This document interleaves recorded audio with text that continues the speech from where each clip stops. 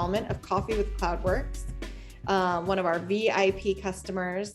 Super excited to sit down with you and talk more about Subsalt and learn about the unique ways in which you're helping your customers. And also, like I said before we jumped on the recording, just love having the opportunity to meet face-to-face our customers and hear about the inception stories for your company and so forth. So let's get started. I would love for you to just give a little background, introduce yourself, tell us a little about your company, and then we'll kind of roll through our time together.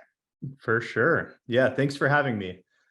So my name is Luke Segars. I'm the CTO at Subsalt. We're an early stage data infrastructure startup that really set out to help make sensitive data easier to use. So we work with a lot of healthcare organizations, as well as some financial organizations who have data that is sensitive and therefore tends to be kind of locked up in a vault of some kind.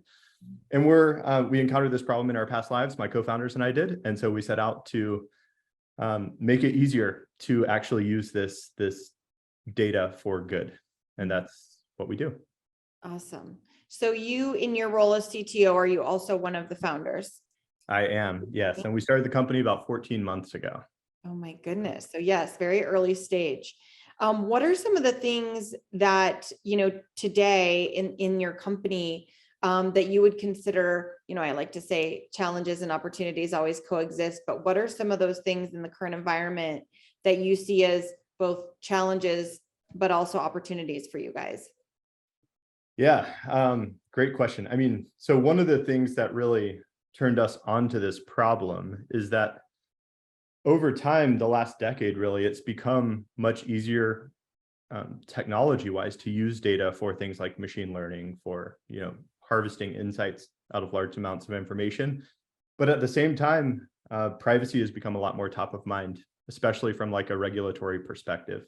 And so while data has become more kind of practically useful, it's also become more practically dangerous to do so in a way that, especially if it's sensitive information, that may put users or customers or entities at risk of things that they did not intend for you to do with their data, or you shouldn't be doing, especially in like a healthcare setting. Mm-hmm.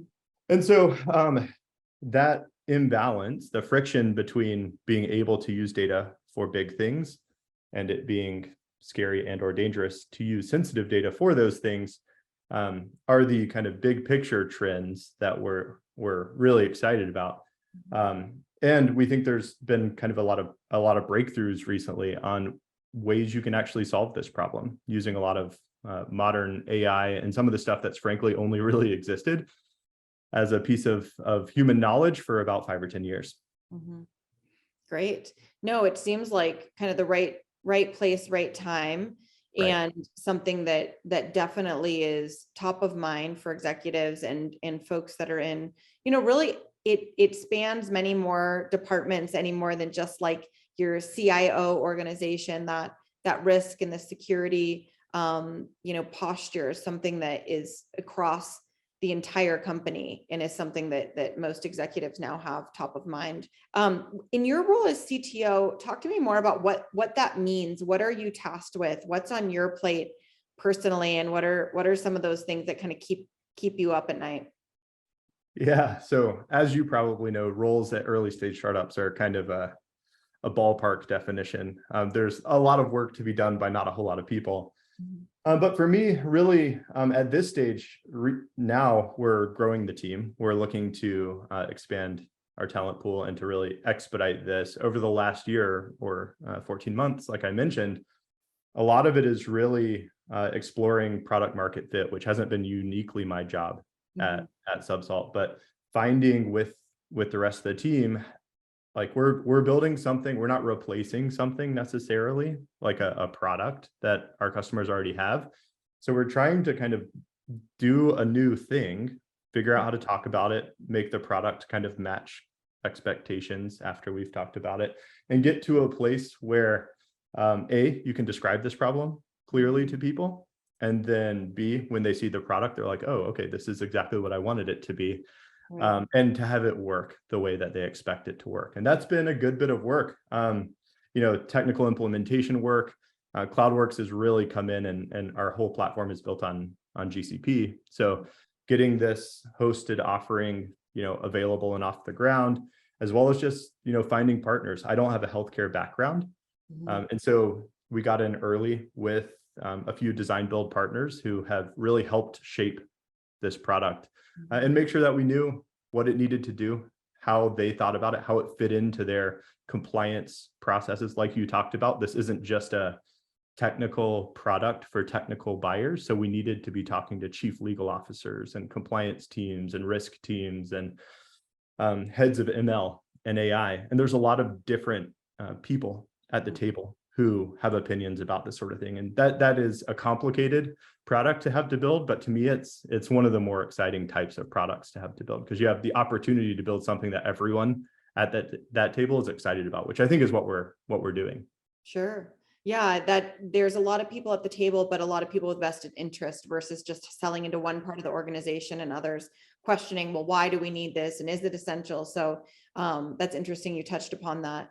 I was actually going to ask your process internally for, this product market fit and so on. And it sounds to me like there's a lot of work that you're doing directly with partners or subject matter experts in the healthcare space. And I do think that the best possible way to assess fit and to develop the product is talking to the people that are going to use it. So aside from that, is there any other methodology or kind of ways in which you're going through or going about that process? I'm super fascinated with that as we're getting ready to build our own product at CloudWerx. So I always am curious as to how other entrepreneurs approach that product development life cycle and experience. Yeah, I could talk about this for a really long time, but the basic, I'd be curious for your alls as well, but our basic flow is, or at least the way I think about this is, you want to have strong opinions on your side that kind of have bumpers at a bowling alley, right? So like you have a general direction you want to go, but chances are you're not going to be going in that direction right away, or you're going to need some correction on your path. And that's what customers are there for. It could be a major correction. Hopefully over time, it's more of course correction. And so the very first thing we did before we wrote any code or anything like that was identify 3, folks who have this problem, companies that have this problem, and made sure that the idea resonated. And, that was kind of our idea we brought to them. It wasn't complete. They helped us get it to a more complete state. And now we've got active feedback loops with many more groups, and the more feedback loops you have, the more powerful it becomes. And so now we're at a point where,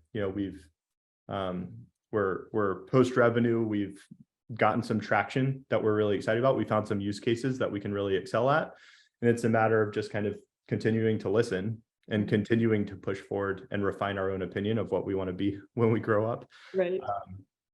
Using customer feedback as one of the big directions, to your point, to make sure that what we want to be when we grow up is actually something that people want to exist. Yes, exactly. Yeah. I love that. Sounds like a sound process for sure. And I love the metaphor of the bumpers. You have to make sure, you're thrown as straight as possible, but they're there to correct you. And ultimately, being able to take those off and hit strikes. That's the target. That's the target. That's right. I love it. That's great. Totally. Yeah. And I know that, as we built out our customer service and the model for our support and our professional technical services, something that we took very seriously is we want to provide a unique experience for customers. And we want, when they're asked, why would I work with a partner? Or what's the point, that they know without a doubt what that purpose is. And this isn't to be negative or disparage any other partners. It's just when we would get introduced to customers, sometimes they didn't know. They said, well, gosh, I just work with Google, and what's the point and the whole thing. So I would love to hear from your perspective now that you have worked with us for a while. Did you have any hesitation or reticence to working with a partner beforehand, one way or the other? And then what has your experience been in working with our team now? Oh yeah. So I would say I wasn't really expecting it initially. I didn't really know one way or the other what to expect on that front. But it quickly became clear that this wasn't going to be just like another call in the call chain that I had to get through Mhm. in order to get a problem solved. I immediately got connected with Nolan and Sadan. I remember our first call with those folks on your team. And I was like, oh, wow. Oh, this is very useful in ways that like I don't have anyone to help on some of these sorts of things. So even just being able to point out stuff we should be thinking about, like keeping cloud costs under control, being able to set up basic alerts for if we leave like 15 GPUs running, or, like basic stuff that you're just kind of running in all sorts of different directions, especially as an early stage company, just having a little boost. It doesn't have to be a big boost, but just someone who can kind of help be a technical bumper, to go back to the bowling alley thing. Like someone who can just help you point in the right direction 1 month faster is a game changer for an early stage company. And so that kind of happens on repeat, I would say, with CloudWerx. And that's really helpful for us as we're refining things and changing things all the time. Just know that you're a partner we can count on, not just to send us the bills or whatever, but actually help make our business a whole lot better than it otherwise would have been.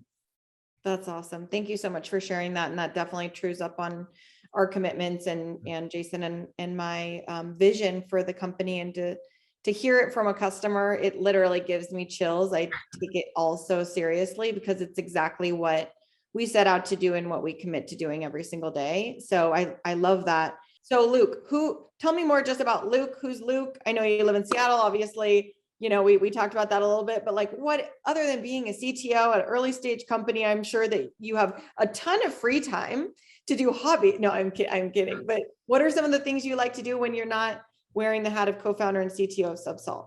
Yeah, this is a lot of it these days, but as I was mentioning before, I'm a dad to be in a couple of weeks here, which makes for a really exciting, thing to do both of those at the same time.